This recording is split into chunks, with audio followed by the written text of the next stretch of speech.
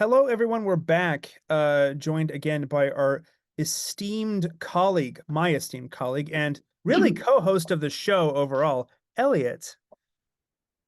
So Hello. Yo, I am afraid and I am shaking. that's good. Some would translate that as trembling, but that's okay. Shaking is another decent English translation for the Danish word baven. Elliot has already hinted at what we're talking about today. Fregdobavin. I think I've pronounced that correctly in Danish. I speak Norwegian, so I try to do the Danish, but it always still comes out Norwegian. Kierkegaard. Ugh. Soren My Kierkegaard. hot take is that Danish sounds stupid, but anyway. I love the Danes, but their language is so bizarre that I speak fluent Norwegian, and when you når du snakker norsk og du hører dansk, det helt rått. It's so insane to listen to Danish when you speak Norwegian, but it does let me actually kind of read Danish, which is helpful. Although I will confess, due to time and efficiency of time, I listened to this as an English audiobook. I think Elliot, you did too. Obviously, We have to be, yeah, you have to, we're busy people. I'm American. I'm American. I listened to it in the language of Moses and Jesus, English. You know why I know that? English. Because I opened up the King James Bible and it was there in English. Anyhow, God told King James to write the whole Bible. Yep, pretty much. We're doing our best today to dispel these kinds of cringe Calvinist adjacent notions and really get into like the OG, slap right here, right into the vein, good old Lutheranism. We're doing the Kierkegaard thing, and so Fear and Trembling. Many spoilers will be happening here. This is a few caveats. I am not a Kierkegaard expert. And you know what, kids, it's okay to not be an expert in things. And if you're not an expert in things, you should say you're not an expert in things, but you can still talk about them. It's okay to talk about things you're not an expert in. I am not an expert in his life. I have not an expert in his philosophy or theology. However, I'm a big time Kierkegaard respector, with a K and an O. I love With a O Kierkegaard. slashy O. Yeah. Oh yeah. Respecter. We're like full Danish death metal, I guess is what we're gonna do. Um, Kierkegaard is one of my favorites of, I guess I can say, my tradition. I think Lutheranism has produced a lot of cringe, but it's produced a lot of great stuff too, a lot of base stuff. And Kierkegaard definitely is one of those shining, dare I say, he would reject this term, but he's dead, so I can use it. I think Kierkegaard kind of is a knight of faith, precisely because he knows he isn't, which we'll get into. A shining light in our tradition is Kierkegaard, and you know what? He's for everyone. Kierkegaard, in many ways, rejected the Lutheranism of his day, perhaps rightly, perhaps wrongly. That's a thing we won't get into today too much because it's sort of beyond the scope of what he's writing about here. But I'll claim him, right? Like he's definitely part of Scandinavian Lutheranism broadly, Protestantism in general. And I mean, you can go outwards, Western Christianity. I mean, you could even just say sort of like human in a way. I think the themes he talks about are so, they're not universalist because that's cringe, but they're universal feelings. He's in this work. He asks big questions like what is faith? I think is one of the big ones. Mm-hmm. It also, there's a lot of a theodicy kind of quality to this. If God real and if God good, why God demand human sacrifice kind of question that he sort of in typical Kierkegaard fashion, slams down in a second, speeds up to 100 and just breaks through the barrier. He destroys a lot of those. The framing of that question is largely destroyed, which I think is a good thing. I Yeah, feel like I feel like Nietzsche and Kierkegaard are the two guys to read side by side for like not compare and there's a contrast, but definite hierarchy there, but yes, no, for sure. And I wouldn't say that Nietzsche is commenting on Kierkegaard per se, but I think that he's if reacting to him. you 100%, right? And if you read Nietzsche, right, I think that actually Kierkegaard anticipates a bunch of what Nietzsche is talking about, right? Yes. And gives the solution for it ahead of even time. before Nietzsche gets there. Kierkegaard Right? So, also Kierkegaard also anticipates Freud and solves lots of Freud's problems. It's a topic for another day because that's more in Sickness Unto Death. But yeah, we it's talk about wild. It's wild reading Kierkegaard, knowing that that he was yes. concurrent with Hegel, that he came before Nietzsche, Freud, and all these other people. And I'm like, again, guys, why do we keep philosophizing? People Well, did it already. You know what I there's mean? there's Like, there's a somewhat linguistic element to this problem, and that's that mm, mm, Kierkegaard, being incredibly based and out of great love for his fellow countrymen, wrote in Danish. Um, and so he spoke German. Obviously, he lived in Berlin for a while, read all the German philosophers in German, um, but wrote in Danish. Um, some have theorized that if he wrote in German, and I will tell you as somebody who speaks German fairly well, I could not write well in German. I can do it, but it takes me really long, and it will not be the same as my English. There is an argument to be made for writing in your native language. I think had he written in German, it probably wouldn't have been, it would have been difficult to compete in a German language philosophy market. If we want to invoke cringe markets, but I am speaking to a libertarian here. So the marketplace of ideas would have had a hard time competing. But also, he's not really writing to Germans. He's writing to Danes. He's also writing to humans. But I mean, he is really writing to his fellow Dane. He writes a lot about what's going on in Denmark. And so he's writing in Danish. I think, obviously, you can derive a ton of broader concepts and ideas from what he's writing about, but he didn't write in German. And as a consequence, unless you speak Danish or, Swedish or Norwegian, you can access it in the original. But it takes a lot longer for him to start to be translated. And so this time warp feeling with Kierkegaard, obviously, if you follow chronologically speaking, he is anticipating a lot of the later philosophical problems that the West runs into, which shows you that he's really fighting the good fight in the time war. But it's one of these things where it's great that he wrote in Danish, but it's also kind of like, if only he had written, if only maybe, if Denmark had a more political sway. Obviously, it's sort of a player in the northern Europe, but not like German or English or French, right? Like he can't compete on that. It's really just bound to publishing too, right? Like, who's going to read this obscure Danish dude, even though he's great, when I could read Hegel? And so he's reacting to Hegel, but because he doesn't speak German and not writing, or no, he speaks German. Sorry, he speaks German, but he's not writing in German.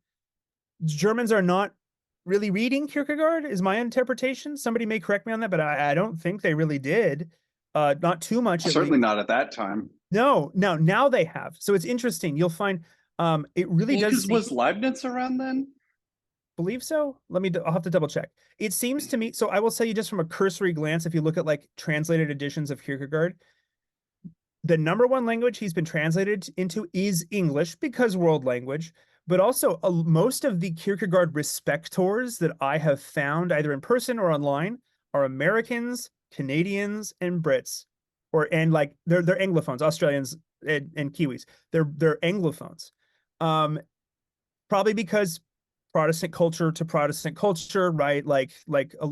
And also I think also partially because in many ways you could argue that Anglo philosophy and Dano philosophy are reacting to Germano philosophy. And as we've said before on this show, obwohl wir die Deutschen lieben, sollten sie wirklich keine Philosophie machen. Also sie sollten wirklich nicht philosophieren. The Germans really should not philosophieren. The Germans really should not do philosophy. And so I do kind of think sometimes, aside from just a little meme quality to it, I really do think, is most of Anglo, and in this case also Dano philosophy, simply a refutation of the Germans? Maybe. I mean, frankly, we didn't realize we needed to do philosophy until the Germans came along, and then we're like, holy shit, Germany. Because the French were philosophizing since forever, right? And so were the Italians, and things were going along pretty decently. And then the Germans showed up, and everybody else was like, oh my God, we didn't realize you could be so wrong. Yeah. And I mean, so Yeah, on this channel, we disrespect Hegel daily. He's part of our daily anathemas. We reject Hegel and all of his lies. And Um, his children, and his children. Yes. Yeah, he's a be they right or be they left. exactly. They're yeah. Well, you really can't be a right-wing Hegelian, but that's a topic for another day. Kierkegaard, Fear and Trembling. So what's this book about? Everyone should read it. It is very, I do think it's the more accessible of his works. I think it's probably the most widely read of his works, at least in my impression, having in America, at least in an American context of Fear and Trembling. If I find somebody who knows Kierkegaard and I say the title Fear and Trembling, people are like, yes, that one I've read. It's all about Kierkegaard is, I would argue, just as much of a poet as he is a philosopher, which I do think harkens back to the good old days of Greece in many ways. His philosophy, while written as prose, is often very poetic. I think that's a good thing. He rejects a lot of the really cringe, hyper rationalist thinking of his time. Um, Fear and Trembling is a book about a lot of things, but the frame narrative is from the Bible, incredibly based. And you can also really tell that he is, well, Christian, but he's also very Protestant. He's going back to the Bible. Well, Uh, can we say that he's Israeli? I'm not touching that with a 10-foot cattle prod, sir. Like, yeah. Well, because he is wrestling with God, is he not? Oh, okay. I was gonna say, I was like, what are you trying to do with this channel, sir?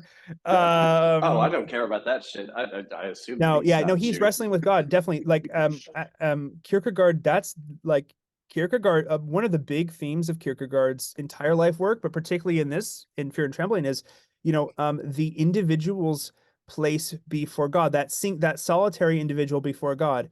This has been, I would argue, misread as sort of a hyper individualistic kind of really cringe um, philosophy, largely because Kierkegaard was taken by later existentialists such as Mm-hmm. Sartre, for example, and I would argue just dragged through the mud and misused, defiled, I would argue, um, because yeah, I mean, existentialism, if you remove existentialism really only works if it's Christian existentialism.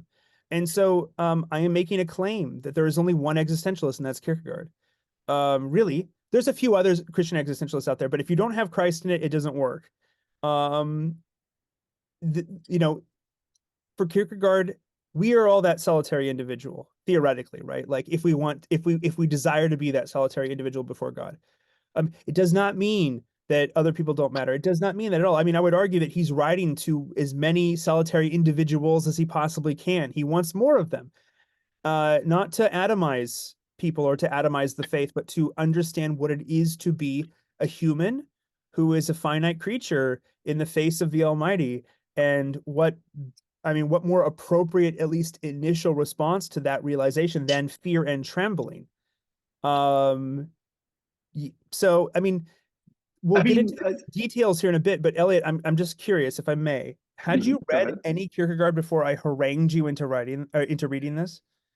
No, I had attempted to pick up either or, and then I put it down because philosophy books are boring, honestly, So I had not actually like really made the effort to get all the way through Kierkegaard stuff. And, I had read enough of Kierkegaard the times I read it to see, yeah, this guy's on the right track. Okay, anyway, right? Like, I'm So I'm curious. gonna go back doing math. Yeah, doing math. Fucking mathematicians. So I'm curious, as hyper autist mathematician, what do you make, like, what's your general takeaway? Like, we'll get into the details, but like, how did you like the book? Because it is designed, it's a work that's designed to be read as a work, right? I'm Mhm. just curious, like, what do you make of Kierkegaard, his writing style, obviously in translation, but his writing style, had you read anything like that before? I'm just curious.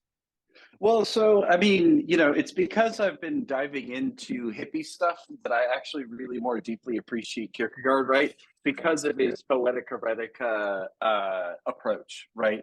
And because I've done way, way more thinking. So back in college, I was busy kind of uh, doing a bunch of apologetics, right, versus a bunch of stuff. So I was really more focused on a bunch of technical questions with respect to God and junk like that. and I hadn't really hit the kind of deep sort of Christian existentially type of situations, right? Um, you know, what I appreciated was that, I did actually see a lot of, so it's kind of interesting, right? Okay, so if you're a nerd, right, many questions pop up to every nerd, right, as they grow up, either whether it's because of the culture or whether it's because you're thinking along, right? And so stuff like it's in the zeitgeist now. So I don't know if this happened before Descartes, but Descartes sort of like, I think therefore I am, right? Like, I'm not saying that that's something I Cognito came up with. ergo sum. Yeah. I'm not saying that's something I came up with on my own, right, or nothing. But these types of questions, the type of questions you read as a philosopher, and you're like, yeah, okay, yeah, that guy thought it too. Okay, cool, right? Kierkegaard, though, like given the thinking around Christianity and like the really deep thought of just sort of going away in a cave, so to speak, and meditating on some of these things because I didn't really vibe with a lot of the kind of just sit down and shut up answers people were giving, right? About like faith and all that shit. And Isaac, it's like, oh, these are conclusions that I came up with too, right? He puts them much better, and he's more cohesive about it for sure. And I guess the thing I really enjoyed about him were his like extremely well put pithy turns of phrase, right? Like he's well, at least the translation that we read, which was finally a good translation, right, of these sorts of things, because I really hate the technically correct literal translation. So for instance, the translation that we read said people who at one point there was a passage that said people who over index on accounting, basically, right? People who are just stuck in accounting. And the other translation that I had to find on the Amazon store or whatever, right?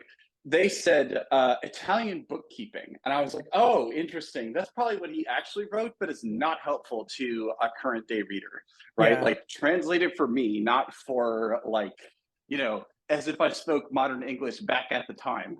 I Right? would But like to think I know what they mean by Italian. I know what he means by Italian bookkeeping, but yeah, it's yeah, that's more of a historical take for sure. no, so I loved it. I loved the poetry. I loved the kind of sweepingness of it. And again, I can see where maybe people would think about him talking about an individual, but there's kind of, I think about them as like decision points, right? There's points in your life where you feel like you're alone. And what I mean by that is it's kind of the put up or shut up moment of like, hey, you have option A, option B, pick one, right? Um, or like God confronts you, right? So a bush starts burning. At the end of Job, God comes and talks to you, right? And with Isaac, Abraham's like, go sacrifice your son. These are points where you're kind of passing through them and you're suddenly a singular point. It's only you. It's the you show. There's nobody else who is been given this task. There's Right. nobody else that you could really consult with, right? Because it is your vision, right? And that's an extremely lonely, isolating point. And so it's not that we're choosing to be isolated. It's like there are points in your life where your faith is on you. It's not on your parents. And Kierkegaard even says this, right? Yeah. He's saying, look, at some point, you got to take your faith on as your own. And at Right. that moment, that's the moment of Abraham sacrificing Isaac, Yeah, essentially. Abraham, we call it Abrahamic. We talk about Abrahamic faiths, right? From a historical perspective, Abraham is seen as the father, but like remember that Christ does not accept this as a excuse, right? From teachers of the law that, well, our father is Abraham. It's like, okay, but you're missing the point of Abraham if you're saying our father is Abraham. It's like Abraham is you in this. Yes. You are you. And there's even like in the writing style, it's Kierkegaard kind of goes in and out of narrative mode. He like this is what the text says. Now let me riff poetically on that. Now let's talk about what it means, and then he goes back into it because it is like I really think Kierkegaard's drawing you as the reader into Mm-hmm. into the story, but particularly in the role of Abraham. It's like God is asking you to sacrifice your son. what do you do? It is like the D&D, it's the Gary Gygax D&D thing, right? Like, what do you do? Right. Uh, it's like you can say, great, that's Abraham. Abraham had the right choice. Okay, yes, we agree, but like, what does that fucking mean, man? I think is what Kierkegaard's trying to ask here. And I think, it's interesting Well, reading in the context. Oh, sorry, go ahead. oh no, it's really beautiful because in that point, he really does break down every possibility. It's like, oh, did Abraham get lucky and we praise him for happening to get it right? Or was he like essentially right? So did he know that he was right? But if he knew that he was right, what did he know? And do you know it? Can I know it? Can we noodle out like what his logic was? But there's not really any logic to this, right? Because it's completely illogical and It it's is. emotionally overwhelming anyway. So, Well, what and did he overcome this on his emotional badassery? It's like, well, no, because if you look at it, he's not very emotional about it either, and we don't hear about him being very. And so he really does like essentially through a process of elimination come to. So he did this by faith. And he's like, but what is faith, right? And I won't go too much further down that road, but well, he's extremely methodical. yes, but he's methodical in a way where he lets the methodology run itself out, kind of, and hit the wall, which is at some point the wall of maybe the wall of the absurd. Because for Kierkegaard, so I love saying this, and you'll know what I mean, and people who have read the book will know what I mean. But I mean, it's a purposely triggering, gauntlet Mm-hmm. throwing statement to say that faith is absurd. Mm-hmm. and Right. and evangelis will pull, will grasp their pearls and go, I can't believe you said that. I'm like, no, if you don't grasp that faith is absurd, you're not grasping faith. And maybe not, okay, grasping is probably the wrong term. You're not understanding the situation you're in, because Which I this would say is correct it's because they only correct. believe in belief. They don't understand. They don't have faith. They have belief Yeah. only, right? and Solo and that's a believers. problem. I mean, we all need to, and I mean, I'm often guilty of only having belief and not faith, right? That, and we'll get into what faith really means in about 2 seconds, in a few minutes here. But yeah, um, one of the big takeaways from this book, now you don't have to agree with it or not, but you should wrestle with this idea, at least, if not God or the angel, but at least wrestle with this idea, is that faith is to have faith is to live in the absurd, is to recognize that faith is absurd. But absurd that term has been pejorated. It's been seen as something bad, because we live in this hyper weird modernist, then postmodernist, and now whatever we're going into kind of world where everything has to make sense. But that nothing makes sense in this story, in the sense of, we tend to think of, particularly in the Old Testament, but also in the New Testament too. If you're, this is a Christian work, so we're dealing with Christianity here. We tend to think of, it's a misunderstanding of what God wants. But it's what in our culture, and I mean, we're all guilty. I'm guilty of it. Is God wants me to do these things and doesn't want me to do these other things? It's like, okay, Right. yes, clearly that's part of it and a big part of it. But is that really what it is? So, Kierkegaard lays out three big problems, or problemi, yeah, in the work. The first one is, I'm reading off the list here: is there a teleological suspension of the ethical? That's what we're dealing with right now, right? This question of, well, if God real and God good, why God want murder? Because murder wrong. We know that from Because law. murder wrong, God say murder wrong. So, right. Which is it? God murder good? Why God murder bad? God Yeah, contradiction bad. Right? Like that's exactly. literally. And I mean, again, read the work for yourself. We're doing sort of a holistic appraisal of Fear and Trembling here, but there's you, in order to go from what Kierkegaard calls the ethical, which is how I should act in the world, how I should not act in the world, into the religious, which for Kierkegaard really is to recognize that you are a created being who exists in the world with other created beings, but like in your essence, ontologically, you exist before God. So speaking to Elliott, I'm interested in your take on this, because you are esoteric and I am strange. I can't help but using all-seeing eye imagery in the way that I view this. I view this sort of individual before God. It's like it is the all-seeing eye. It's like God sees you, sees everything, but sees you, and ignore the rest of what he sees for like 2 seconds. He sees you. You exist before him. That is your primary religious existence. Now, whether you want to deal in that realm or not, right? Kierkegaard leaves up to the reader. It's like, well, do you want to live in that world or not? Do you want to live in the ethical world where it's like very legalistic, very what you do, what you don't do, very like, oh, well, this is God a murderer, right? All of the questions, if God real, why bad thing happened, all of the things that internet atheists love to go on about. It's interesting. This upon rereading this, and it had been a while since I reread it, it struck me how deeply internet atheists and these kind of humanist types are stuck, not wandering humanists, but like cringe atheist humanists are stuck in the ethical understanding because they don't have a religious understanding of the world. They only have an ethical understanding of the world. So therefore, God must be a monster man in the sky who wants us all to murder each other, and this is what God is, and why would you possibly believe in a sky daddy? Ha ha ha ha ha, Neil deGrasse Tyson. I can date the universe to a nanosecond. Ha ha ha ha ha ha. It's like, I think this cringe internet atheist movement that we're seeing, and even non like, scientific atheist, internet atheist, whatever you want to call it, like honestly, even internet Christian. I mean, evangelicals are the well, yeah. No, I mean, Christians are also Christians. I mean, I myself, right? Mea culpa, mea maxia culpa. Like, I'm also very guilty of living, of substituting, of saying, oh, yeah, religion, my religious beliefs, but really meaning ethical beliefs. Right.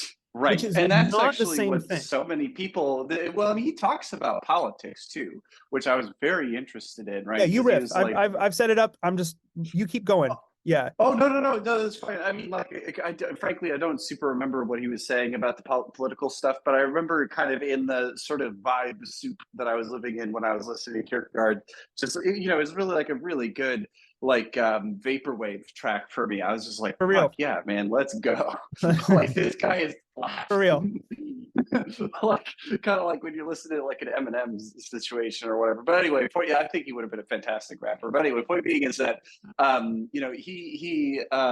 love he has its talks priests about love has its priests and the poets, right? well, exactly, right. I love that section. It's a And good again, line. I should have wrote some notes, but essentially, this isn't super. Frankly, I'm not quite sure how it fits in. But he has Make this it fit. wonderful little aside, right, where he is like, "Hey, the heroes and the poets actually are the kind of completion of each other," right? Which I thought was a wonderful way to put it, right? In that the poet, like the hero's actions, while it is actualized, right? Like it exists in the universe and moved the universe, is quickly forgotten because the sands of times they be a shifting, right? Yep. So shifty sands of time, and the so how are their great deeds memorized, right, or memorized or memeified, right? Yep. It's through the poets. The poets are the ones that turn the actions into the memes, right? And it's remembered.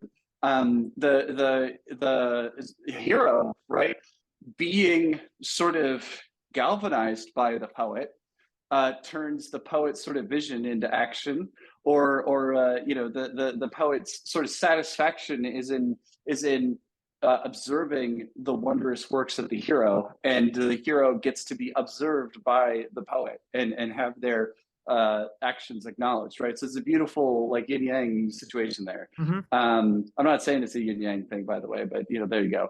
You have the admirer and the admired, right? And I'm not quite sure how that fits in, but it was wonderful little like prelude. Fantastic. I love it, Kierkegaard. Right.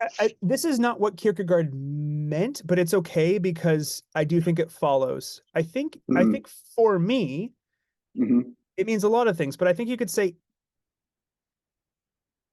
it's okay to like things and to laud things that are laudable. I think we do live in a culture that simultaneously loves fans and hates fans. And we've seen the fans have contempt this. for their heroes too. Fans also have contempt for their heroes, but there is this interesting thing where, I mean, we're lacking in heroes as a lot of the problem, but we're also lacking in poets. I mean, we're just lacking in it all, and that's easy to say. But I mean, not everyone is called to always to be the hero or to always be the hero, and vice versa, right?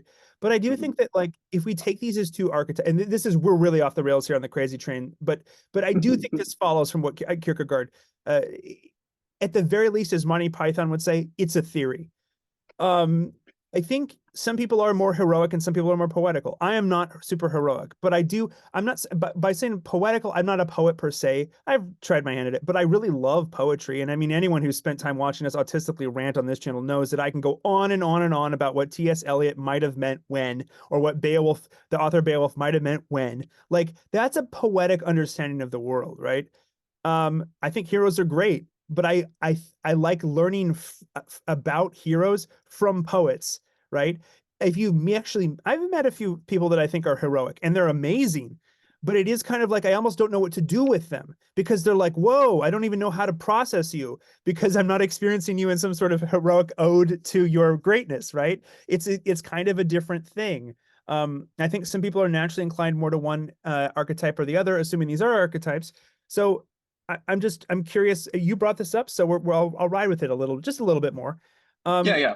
like, how do you, is that what you got from this? Because that's something that I'm starting to think about now, is like the tension between hero and poet and how those work together. I think some people are naturally drawn to work more to one or to the other. I think for me, so, some people are big about action, and action needs to happen in the world, but some people are big about reflection, which is maybe more the poetic side. And reflection also needs to happen too, because if you just do actions and you don't reflect on them or remember them or properly remember them, whether they be good, bad, or in the middle, um, you kind of don't have, right? Like, this is the issue that I think Kierkegaard is pointing out. You're out of whack.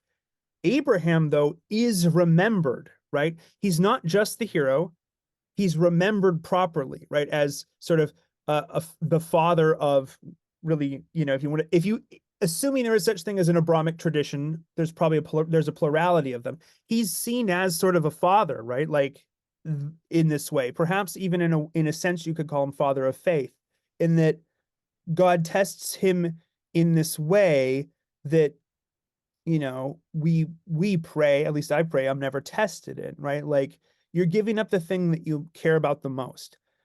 um but he doesn't. I guess this is the transition I'll make, Elliot, if that's okay. You can bring it back Go at ahead. any point if No, you no, want I to. don't mean to bring it back. I mean, it was a non sequitur in No, his it's just, speech as and well, so mine was a it's non perfect. sequitur of your non sequitur, but there's a distinction. Kierkegaard uses the term night based. Yes. There's two main nights in Kierkegaard's work here. There is the night of infinite resignation and the night of Hmm. faith. The Hmm. fact that Abraham went up to Mount Moriah, or Moriah, however you pronounce it, I'm not great. Moriah, I think. Or Mariah. Moriah. Yeah. The fact that he goes up there and, like, up to the point of the knife, like, literally, like, here I go. This is how I imagine Abraham doing it. I'm picking up the knife, waiting for God to do something. Okay, I'm moving the knife, waiting. Okay, here I really go. Here I'm doing it. Right. At least that's how I And and imagine. and Sort of, no, Kierkegaard actually talks about that, yeah. and Kierkegaard is like, that is who I would be. I would be either at every moment just like, God damn it, I'm gonna eat the frog, I'm gonna do this early, we're gonna get out of the way, sacrifice the sun, check it off the list, move on to mourning for the rest of my life. Or he's kind of like, I would be like, okay, God, I did the thing for you. Are you gonna save me? No? Okay, I'm gonna do it a Well, little bit more. and the reason, Like, right, and so the reason that that's how I am. I mean, I'm trying to put right. I would argue that one of the best. There's many ways to read the Bible, but one of the best ways to do it is to make it, it's like, the Bible isn't about you per se, but you need to put yourself in the Bible, right? Like, you right, are right, Abraham. What do you do, right. right? Like, you are, we were talking about before we recorded today, you are the pious but young rich man coming to Christ and asking, what do I need to do to inherit eternal life, right? You in the words of, like, right, very much into King David says, you are the man, right? Like, it's you are the one. um I would be very much like, okay, now I'm doing this thing, now I'm doing that, here we go, like, waiting for God to intervene at every second, because you're just, like, desperately hoping that God intervenes. That's because I mean, I'm very much the knight of, I think I'm very much I'm the knight of infinite resignation, I would say. I'm not the knight of faith, right? Like, I hope and pray that I have faith. I would love to have faith. It's my sincerest hope that I have faith. But remember that faith for Kierkegaard is not just a I believe, right? Right. It's not just as based as it is, even though I disagree, and you'll disagree with me on this, Elliot. It's not just I can recite the Nicene Creed, although you should be able Right. to. It's not just I've read Luther's Small Catechism, although hey, it's a good one. Faith is more than just an assent to an idea, although that's part of it, right? Faith is like this willingness to know that whatever God require in this case, whatever God requires me to give up, sacrifice, I will receive back. But I'm not by nature of the absurd. I don't. It's not about understanding the mechanism with which God will bring this thing back to me. It's the when you get, I'm very mechanistic in my thinking, right? I'm waiting. I imagine myself waiting at every second with a knife. Infinite resignation. I've resigned myself to this task, but I don't have faith in the task. I'm doing it pro forma. Will God tell me to do things, so I try to do thing, but I'm not doing thing with faith, right? I'm doing thing with, sorry, maybe I'm overusing the internet atheist meme here, but it's kind of fun. I do thing because God say thing. I not happy about thing. Fine, happiness overrated, but I not have faith in thing. I not have faith in God. I have faith just maybe is what it is. Yeah, like you said, maybe, Abraham's not like, well, I guess I'll just be a murderer now for the rest of my life. Like, that's an incredibly kind of, I mean, but I think that's how I would go about this task. Because from a Kierkegaardian perspective, I don't have faith. I want to. I try to. I fail at it all the time. I still try to. But faith is really like a complete trust that you're going to get Isaac back, regardless of what happens. God said, take Isaac up, do the sacrificing bit. You'll get him, you get him back. Okay. I guess that's what we're doing. It's not that that Abraham is like happy about it. It's not that Kierkegaard allows people to have emotions, right? But the idea is that faith is something that goes beyond an emotional feeling. In the words of Boston, it's more than a feeling. Still a good song though. It is more than just actions. Faith is this is that absurd quality. This is crazy. This is absurd. Yes. Welcome to the idea of faith. Now, whether you have it, it's tough. It's not easy. One of the things, and maybe this is where I'll punt it finally back to you, Elliot. Thank you for bearing with me here. American Christianity, which is when people say that, I think I read evangelicalism and post-evangelicalism, which is just evangelicalism, but topic for another day, maybe. Just a reaction to this thing. Big time about how you feel. Do you feel saved? What does that even mean? And big time about, do you do the thing?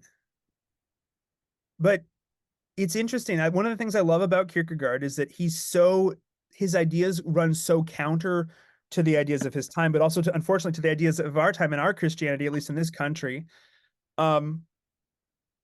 It cuts through feeling like knife through hot butter, but it also cuts through ethics like knife through hot butter, because he lets God kind of, as much as he can, be God, and not like, I'm going to reduce God down to the Bible, or I'm going to reduce God down to the law. I'm going to reduce God down to being a good person. God wants me to be a good person. Well, of course, but like, this is great. I mean, but this is something that's so pervasive in our culture. Both Christians and non-Christians view that's what Christianity is about. It's this like weird pro forma kind of tit for tat, sort of transactional agreement with the divine. Well, if I sacrifice Isaac, do I at least get a nice cow on the way back down the mountain? Right? Like you could almost imagine a modern American asking that question, like trying to sweeten the deal a bit, right? Like, so you're promising heaven and sanctification, but right, exactly. Do I get a car? Do I get a Ferrari? Yeah. Do I get however many virgins? I've thrown the gauntlet. I did it. It's my channel. I threw the gauntlet. Yeah. This is like, Kierkegaard shows that Abraham is really the antithesis of transactional religion. It's not about the transaction. of what I can get from divine. It's like God says. Well, hilariously, right? Like, it's almost outflanking the sort of Pharisaic, right? The Pharisees from the other side, right? Because Kierkegaard is sort of, and he's not intending to do this, I don't think, but there is a certain temptation in Christianity to kind of carry on with the sort of Pharisee attitude of Oh, legalistically we following won't the circle law back to and that. only the law. Give me a few minutes because actually he is doing that. He's calling that out on Oh, purpose. Oh, okay, great, great, perfect, Yep, perfect. Because that's yeah, he purposeful. starts out by pointing out that hey, That's purposeful. the freaking Abraham, he was not following any rules. The rules hadn't been handed down yet, There's right? Like he yeah, right. wasn't Like, doing it for and there's transaction, no right? Like right, and the reason so yes, like right, there's no law qua law yet, but people kind of forget that.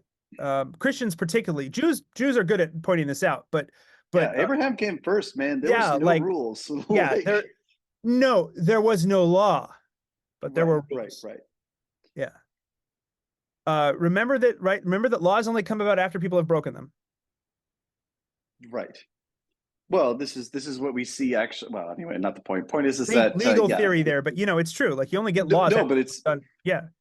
well, no, it's true for the Israelites as well. I mean, literally, that's what the Ten Commandments were: is everybody be breaking the laws all over the place. And Moses is like, "Oh my God, I'm so freaking tired of dealing with your stupid problems." I guess I would say everyone be bad all the time. Y'all need some laws to show you bad. right, right, and to help you. Yeah. Anyway, so Yeah. I will riff very slightly on the whole ethical Riff. thing because it didn't strike me. Frequent views of the show are going to be like, is particularly probably the Christians are going to be very eye rolling of like, oh my God, it's always Kabbalah all the fucking time with this guy. But What we bring honestly, you on? it just fucking works, and it's This is wild esoteric. how often it works. I've been looking Like, forward to, I had horrible food poison. So I will say this too. Sorry. Just point. I was listening to this audiobook while having horrible food poisoning. And it made me feel better. This is just, yeah, this is par for the course for me and for this channel. But the whole one of the things that helped get me through the food poisoning was the audiobook, but also being like, I really am curious what Elliott's esoteric Kierkegaard take is. So please give it to us here, because I've really been dying to hear this. No, no. So if you're following along, pull out your Kabbalistic tree of life, because you bet, ding, ding, ding, it comes back to the Kabbalistic tree of life a little bit, right? Not every, but it's fascinating how. Okay, let's consider this. We're talking about how people want to make their faith ethical. So I have these beliefs, and they tell me what to do, right? And not only do I have these beliefs that tell me what to believe, what to think, I also have these reams and reams of interpretations on top of interpretations to tell me how to act and all this stuff, right? So what's interesting about all this is that you have the Kabbalistic tree of life, right? And it's broken up into three triangles and then a single point at the very bottom, right? The top triangle is the supernal triangle, which is associated with fire and with the heavens, with the high heavens, right? So where God lives, basically, right? Then we have the ethical triangle, which is associated with water and emotion. And then underneath the ethical triangle, and this, by the way, corresponds to the waters that are above the dome of heaven, right? That separates the firmament from the firmament, blah, blah, blah. So the ethical triangle, emotion, water. And then below the ethical triangle is the astral triangle, which is the dome of heaven, the sky, right? Where the stars are, where thought is, right? Where poetry lives, right? And then on the ground floor, the very bottom, the bottom point of the tree of life is material reality, where works happen, right? Where heroes act, right? So it is very, very interesting that Kierkegaard starts with, and this is almost certainly unintentional on his part, but this is just how good it is, right? That he starts with the heroes, right? Works his way up to the poets, talks about the ethical people and then ends up in the supernal people where faith lives, right? And the ethical, okay, I want to talk about the ethical for real quick, right? Keep Because going. the ethical, I like to say that ethics, right, as we think about it right now, is the attempted imperialism or the attempted invasion of the supernal triangle with the ethical triangle. So, what do I mean by that? I mean that we are constantly in the West trying desperately, whether we're theologizing, whether we're doing good deeds, whether we're, pontificating on what God wants us to do. You should do that. You should do this. All of those different knights, so to speak, Knight of Cups, Knight of Pentacles, Knight of Swords, are trying desperately to like bring God down by collapsing him into, oh, he's the ethics machine generator thing that tells us what to do and when to do it and why to do it, right? Oh, he's the good works machine. He tells us, which things are good, which things are bad to do and to act on. Oh, he's the poetry machine. He tells us how to speak and how to pray and how to sing, right? And Kierkegaard's here to say that all that shit's bullshit, right? Like, because with his whole like, no, it's not enough to metagame the whole game, because if you're in this, okay, I get it. Faith is just sort of resigning and then resigning to resignation and then resigning all the way down, which is why he calls it the night of infinite resignation. Well, hilariously, on the Tree of Life, there is this. There is a Sephiroth or a sphere that's a hidden air quote sphere that's not one of the points on the Tree of Life, called Dath, Daat, I think, and it is the Sephiroth of knowledge, right? And so Kierkegaard even calls out, no, knowledge is also missing the mark, because knowing that you know is not enough, because Abraham knew that he knew that he knew, and like that, you're still stuck with belief. You're still stuck with philosophy at that point. Like, faith is really, truly the last stop on this rail train, right? And kind of being aware and metagaming the situation is not enough. You got to go all the way and take that literal leap of faith into the heavenly sphere in Yep. order to actually achieve faith, right? So, So Kierkegaard, end rant. Kierkegaard, right. So leap of faith is sort of a misunderstanding. Unfortunately, Kierkegaard speaks of leap to faith. Oh, Uh, it's even better. Even it's better. much better. Yeah, because leap of faith doesn't make a whole lot of sense if you think about it. I'm leaping because I have faith. If I have faith, why am I leaping? I'm leaping to faith. Okay, Right. that makes more sense. Faith is the thing I want, so I'm leaping to it. Yeah. This is perfect. This is In the perfect. epilogue of this, I wanted to bring this up, and you kind of set it up perfectly here, as you do. Epilogue of Fear and Trembling, at least in the translation I'm referencing here in terms of print, which is the Howard and Edna Hong translation, which is sort of the standard Princeton English translations, at least in America. It Really says, beautiful. faith is the highest passion in a person. There perhaps are many in every generation who do not come to faith, but no one goes further. That's so great. It's just amazing. That is poetry right there, in the truest sense of like mythopoesia. Like he's creating the world of faith for us there. Like, um, faith is the highest passion, and passion. It's interesting. It's interesting talking to. I've been hanging out with some ortho bros lately.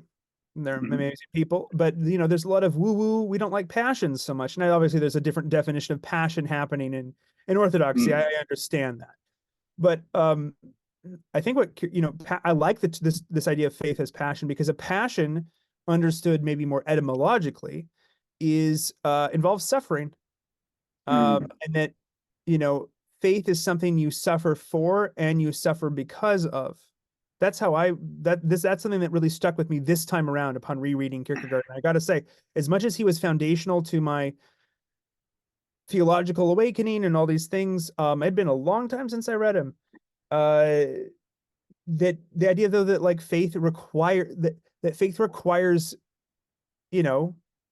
unhappiness, maybe, or suffering, a little bit of Zizek there, maybe we embrace unhappiness a bit. That is part of it. It's not that, again, I've said it before, but I'll say it again. It's not like Abraham is like, a holy cow going, I guess I'm going to do the thing for God now. He's like, I'm about ready to kill my own son. Why am I doing this? God said so. Okay. Says I'll get him back. Okay. I'm still ready to kill him. Right. Like it's not there. It's not like no sufferings involved there. But that's suffering because for faith, but also because of faith. At least that's my take on this. That's something that jumped out to me is it's not just like I'm suffering for a thing, but I'm suffering because of a thing. And that suffering has may, suffering in and of itself maybe is pointless, but suffering for something has maybe all the value in the world or beyond the world. That's just things that have been popping into my mind. I'm curious what Elliott, what your take on that last little bit in the epilogue is, because it is a very profound bit. Those two lines. You Faith know, as passion, but passion implying yeah. suffering, right? Like implying that it really takes something and it maybe takes something out of you. And obviously, if faith is faith, it gives it to you back by nature of the absurd, right? Like Yeah, I mean, maybe this is like mildly heretical. faith as draining and as fulfilling Right, right. Like, maybe, simultaneously. well, because it's kind of the same thing, right? Like, it's Which the burning and sorry, bush, right? everyone, faith as sacrifice too, right? Which you could argue is really an Abrahamic thing in general. It's very much a Christian thing. And I will say, I mean, like, however you feel about the Protestant Reformation, there is less of a focus on ritual, perhaps rightly or perhaps wrongly. In terms of Protestant spirituality, this exists in all Christianity, but there is a real emphasis on faith as a sacrifice, right?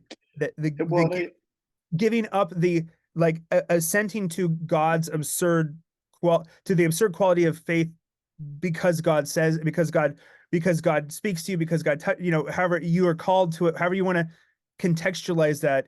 There, Protestantism goes really hard on that. Faith as sacrifice, faith as sort of, you know, Christ ends sacrifice on the cross, and then we participate in his sacrifice is very Christian. But different traditions have different ways of doing that, whether that's participating in the mass, right? We are participating in his sacrifice again in the mass. All the love to the trad cats, right? Or whether that's participating in the sacrifice of faith. All the love to the Lutherans, I guess.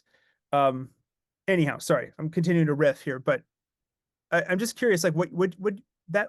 How do you, as a esotericist or whatever you want to call yourself, what do you make of this as faith is passion? Is there something perhaps similar in your tradition or different or? Oh, I mean, yeah, it's kind of like That's hold on. I'll make the comment that I was thinking of when you were leading up because it's a different but interesting question. It's almost like you're kind of. It feels like this is a setup for me to give this answer, right? But you know, given the sort of uh, uh, um, ideas you just laid out there, it strikes me as a really obvious extension that faith and passion, right? There's the passion of the Christ, right? All these things, I don't know. We don't mean the movie which has its problems. We mean like the actual passion of Christ on Right, the right, the actual literal cross. one. Yeah, The not the real one. stupid, Yeah. not the like. Well, notice by the way that that's used in the cringe emotive. Like literally, that movie is designed to affect your emotion and drive quote unquote belief based off of an emotive feeling, right? So it's Yep. it's it's bang on the. But no, I mean like the Passion of the Christ in terms of, and it is interesting, right? Because I don't know how heretical it would be to say that the Christ figure, right, in the mythology is um quote unquote trusting in God, right? Because there's the scene in Gethsemane, right, where Jesus is all like, "Yeah, can we not?" right, and God's like, "No, we're gonna," and he's like, "All right, fine," right? And he's on the cross and all that stuff, and everybody, even in the everybody even in the book is like, well, some sort of god that was like fucking he died. You know what I mean?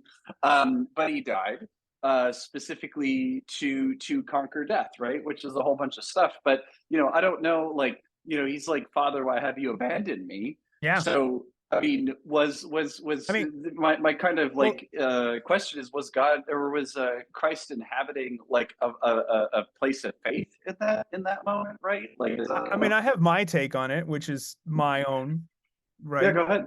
That there's lots of theological opinions about this, so I'm not speaking No from a doubt. place of authority at all. Like, it's just a theologically passionate layperson, right? Like that's all I Mhm. am. Uh, who really likes things, like to study things. I would say Christ inhabits. My best take on this, I'm not speaking authoritatively, it's just me, is that Christ inhabits both places of despair and faith simultaneously on the cross. Um, I think Yeah. that's evident from the text and from the differences between gospel accounts actually are important and are good. Internet atheists again love to say, if God real, why Bible different? Oh God. Oh. Bro, if you real, why you tell different stories to different friends about how your day went? I mean, I was like, come on, like, yeah. Um, yeah, or why you remember things differently? Is it different now? Is the past changed, or did you just? Yeah, it's like, come on. Nobody wants these. why Nobody wants why these is it standards put on themselves, right? Like, you don't. Yeah, why isn't the Bible Turing complete? Why isn't the Bible set theoretically? It's like, fucking come on, guys. Now, I will say that I do believe that there are like material contradictions in the Bible, but I don't care because well, yeah, like, it's well, yeah. To back to the crucifixion, what it like the yes, difference is yes, on you see Christ inhabit both spheres in different and sometimes in the same account. You see him, Father, why have you abandoned me? As System of a Down has so wonderfully set to music. Truly, like that's mhm. uh, you also see, He on the day, suffered and died, right? Like on this day, you also see on this day you will be with me in paradise. Saint Dismas, one of my favorite yep, saints. yep, The yep. good thief. It wasn't that Augustine has that bit, right? Like we are the thieves. We are the where he says basically like we are both the thieves. Which one are you going to be? Right? We are the thieves Yes. crucified. Are you going to be the one who says I deserve it, you don't, or are you going to be one who mocks? Um, See, this so is a good but see, example of, but you Lutheran see, free will. You can choose to be mocky thief or not mocky thief, are but you're you going to be literally the going to bring this thief. back to a free will discussion, sir? Come on. No, no, no. Yeah. I'm just saying. I'm just saying. But I think to finish the point, I think in terms of faith, I think and despair, Christ inhabits both of those. I think out of necessity, out of real eschatological necessity, I think for it to work. You know what? We're rolling into uh, we're getting into Epiphany now, Theophany in the East. But when we get into Lent, I think we should go more hard on the crucifixion and stuff because there's cool Yeah, for stuff to be sure, had for sure. with that. But well, not cool in that like interesting sense. I do uh, like Lent. It is my favorite Lent, I really liturgical do like Lent. season. I don't know what that Yeah, yeah. means, but I enjoy Well, Lent. I think it's kind of where the depressives get relief. You're like, yes, Yeah, I'm allowed to feel they depressed. they they let us feel bad. Yeah, we don't have to be happy all the time. um And being allowed to feel unhappy, I am happy, right? yes, But when you're supposed to be happy, I'm like, I'm sad. that's pretty. Yeah, that's psychologically insightful. But I think so to maybe to take that one step farther, I think that this is a question that has been asked and people will have their own answers to it. um I think at least based on Fear and Trembling, I think for Kierkegaard, I don't know if the opposite of faith is doubt. I think it's despair. No, yeah, it's not doubt by any means. I think it's despair because Abraham has got to, I mean, to be fair, Kierkegaard sort of poetically riffing on what that must have been like for Abraham. But I think he does a good job of it. And I think he does it responsibly, sort of almost like a midrash, if you will, in the Jewish tradition. Um, and I think it's Abraham would have had to have been doubting, right? But yet he is still seen as the father of faith because he grasps that by nature of the absurd, God will return Isaac to him. And Because the despairing route would have been, I think, really to either to just kill him and go, I guess I'm just going to lose a son. Okay, well, you're doing what God wants, but not out of faith. Or to just say, I'm not doing it at all. Now you're Mhm. now you're right. So both of those are, one, you're going, in a sense, from a Lutheran sense, when one, you want only gospel and no law. I just want to keep Mhm. Isaac. And in one, you only want law and no gospel. I guess God just hates me, and I guess God just hates the world, and I guess I deserve this. Here we go. They're both dangerous, right? Like they're both dangerous kind of extremes. And Abraham has this interesting middle ground between the two, which maybe is what faith, I mean, and is a tough middle ground. It's a passion that involves suffering because he has to hold these two things in tension, perhaps. So yeah. Yeah, I think it's very interesting, right? Because in my own personal spiritual journey, right, I had a moment a few years where I was convinced of atheism, right? And I had thought, because I had seen this coming from miles away, So glad I didn't right? know you Of then. like, So well, no, glad. I'm not I really charitable enough to wasn't. be with, to be, I would not have been charitable enough to be friends with you. I think. No, I was a very happy atheist, right? I wasn't, I would have been fun to talk to, I'm sure. But point being is that,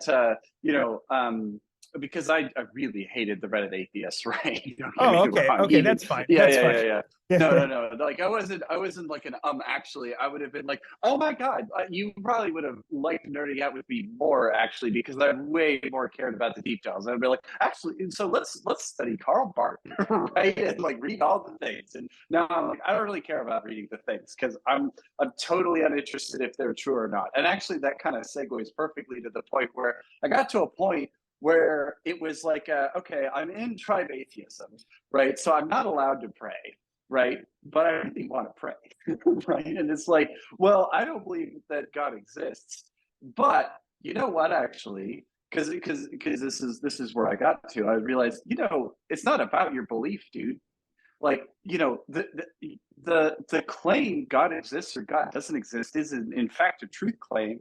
And if God is sort of beyond truth, so to speak, or beyond good and evil, then like he should be able to answer your prayers whether he exists or not.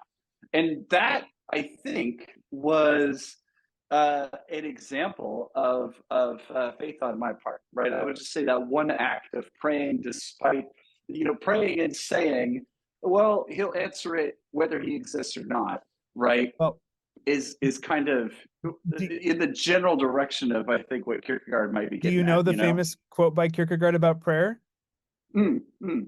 Oh, so see, this is interesting. I'm glad to have finally forced you, because you don't have free will, into reading Kierkegaard. Um, Prayer does not Not change chose to God. be forced. Prayer does not change, Yes. but it changes him who prays. Yes. Yes. And This was I good. mean, if repentance is not about changing God, right? It's about, and I would say as a Lutheran, it's also not about changing yourself. It's about being changed passively. Right. It's not Right. active, it's passive. It doesn't mean God's not actively working. It means, grammatically speaking, it's in the passive, right? I become changed, right? And it's not Or maybe in I the am Hegelian. becoming changed, right? I am becoming converted. I am becoming, like, baptized, right? Like in Lutheran tradition, a lot of traditions, but Lutherans are big about remember your baptism. Right. What That's if I the was main line. baptized as a baby? Okay, shut up. Say, shut the fuck up and say Christ is Lord. It's like, just no. Like, but were you baptized? Yes. Okay, then remember your baptism. That's what's important. Remember your baptism, right? Like that, Well, re meme, right? Meme it right? again. Exactly. Meme it in again. Yeah, for real. Like that's really what's going on. And then the Mhm. poets remember things that they never saw. Like Yep. that's kind of the fucking point, isn't it? Be a poet for a second, right? Don't be a hero remembering your actions. Be a poet, remembering the sort of mythological action, right? Yep. Because the thing is that your baptism maybe even isn't even the right word from apparently a Lutheran perspective, of which I am obviously not a Lutheran, but nevertheless, it's not about you are completely unable to act Yeah. in your baptism. That's why we All the baptize action is babies. done by God. That's why we Right. baptize So babies. That's why we yep, baptize yep, babies. yep. You'd be surprised. The evangelicals go, but they're not assenting to belief. And we're like, it literally, again, they're not assenting to belief.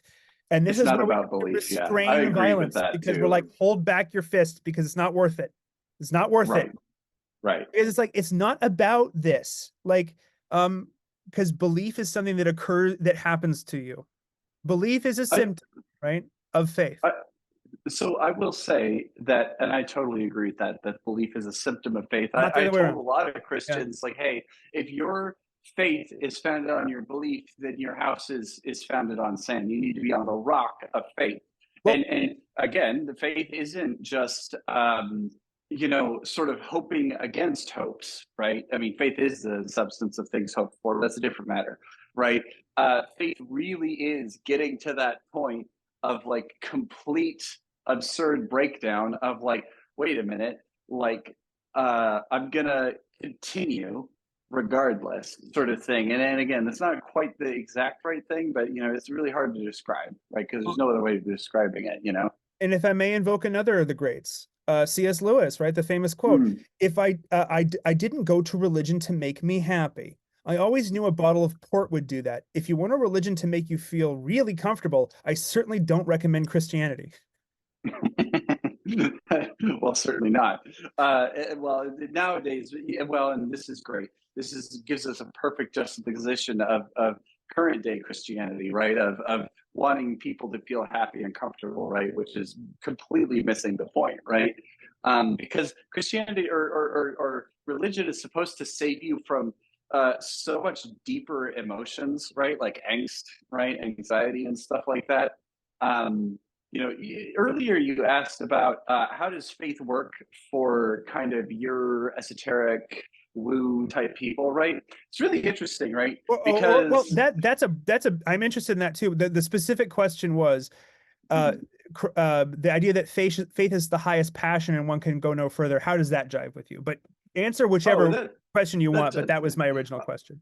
that certainly drives with me personally, right? It's interesting because within the esoteric community, like, faith um, isn't necessarily since a lot of esotericism is really more of techne, right? Like it's really Yeah, more technology yeah, focused, so to speak, right? With magic and all that stuff. It really is like much of it is directly transactional or kind of gardeningal, right? In the sense that you're literally asking an angel, or you're sort of imbuing some sort of stuff on an object, or changing yourself from one thing into another thing, right? From lead into gold, right? So there's very much like it doesn't go sort of in terms of the practice beyond the like astral situation, right? Like you know what I mean? Like it's not a full religion, I would say, right? Which is why there's a lot I'd of agree. different people behind it, right? That's why there's like hippies and weirdo right wingers and stuff, because occult stuff really doesn't have. There are sort of there's sort of quasi religious elements to some hermetic or alchemical, certainly Gnosticism, right, is in there.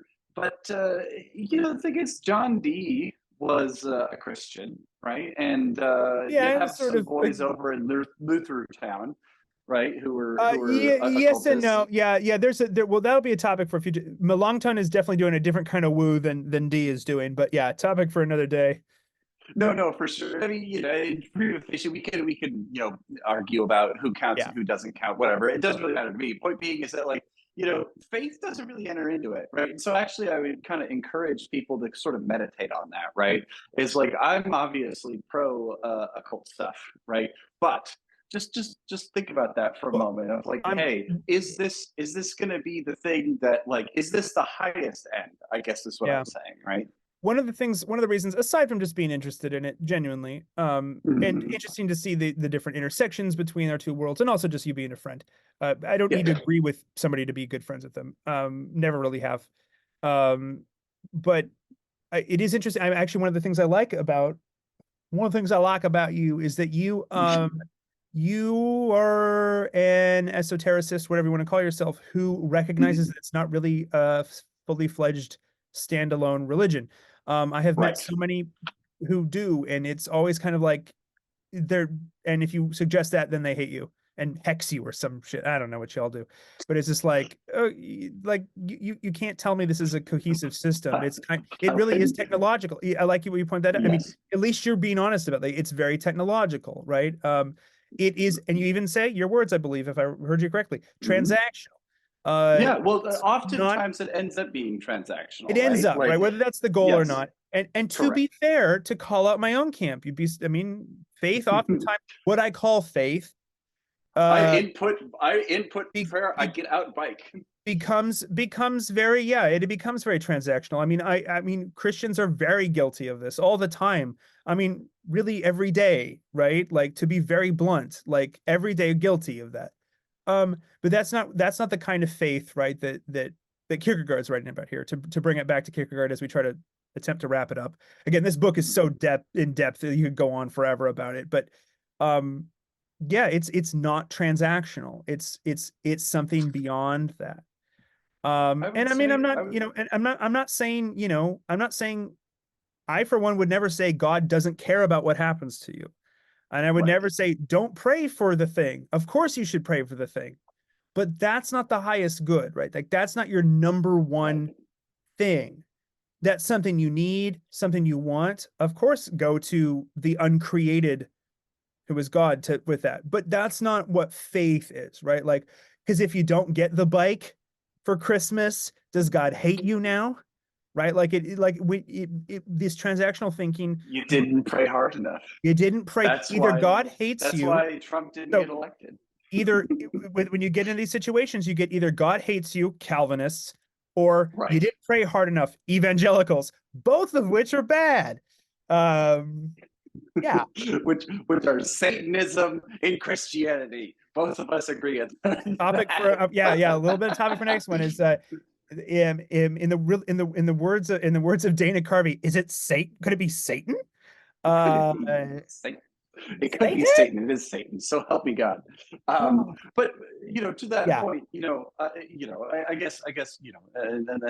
then we'll, I'll wrap anyway. It's like, Kierkegaard is really focused on. So faith is a focused thing, right? It's focused on the highest good, right?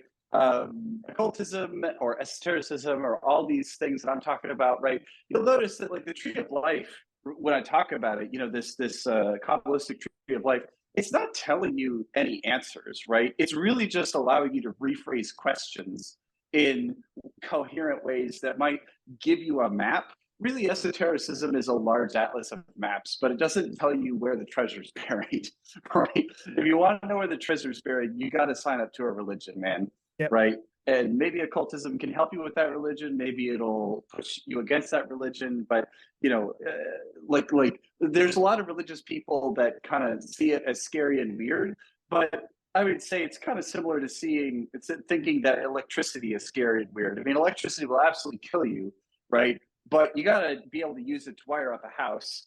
And yeah, there's definitely particular ways in which you need to. There's just, you could basically, like, you go down to the Home Depot, they have all the wires you need to wire up most houses, right? But if you want to build a super collider, you're going to have to probably build some custom wires, right? And that's really all esotericism is about doing. It's like, well, what about the super collider situation, right? Christianity and other religions are much more about, yeah, we're building houses, just go down to the Home Depot, get the wires, right? Like, Well, and that's a perfect way of ending it, because remember, because I have to have the last say, that super colliders could theoretically literally end the universe. So be careful. Anyhow, sorry. I had to. no, it's good. It's good. And I had some to. people might be trying to end the I universe. had to. What Yeah. if you needed to? Yeah. What What if what if you you needed needed God? to? Oh my What gosh. if you Okay. needed to eminentize the eschaton? You might need to get start mix it up over and Your crypto leftism is showing, but yeah, yeah, right. Crypto leftism. Oh goodness. No, cool. I Well, don't think we should end the universe. yeah, But no, that would be bad. God's in charge of that one. Everyone, Exactly. if you've watched this long, I hope you enjoyed the autism. I think at this point, if you like and watch these videos, you do. Everyone have if you're in the West, have a wonderful epiphany. May it be full of epiphanies that lead you to Christ. And if you're in the East, have a wonderful theophany. I'm going to go hang out with some Orthodox, and apparently they throw a cross in the river 3 times, which sounds fun. And yeah, like, comment, subscribe if you want to, right? We'll be doing this regardless of who watches, but we like that people watch. We think it's cool. We do care about you, despite us not shilling for any sort of money, because it's not what we do. We don't want your money. Keep your goddamn money. Keep your money. Inflation's crazy right now. Just keep it. Work hard for it and keep it. And for your We're family. not Caesar. Give it to Caesar what's Caesar's. Yeah. Yes. We are not Caesar. And yeah, much more coming down the pipeline. I got some stuff in the mix with Mitch. I'll cross post that whenever I can. And yeah, everyone have a wonderful epiphany, a wonderful theophany. Peace, everyone. See ya.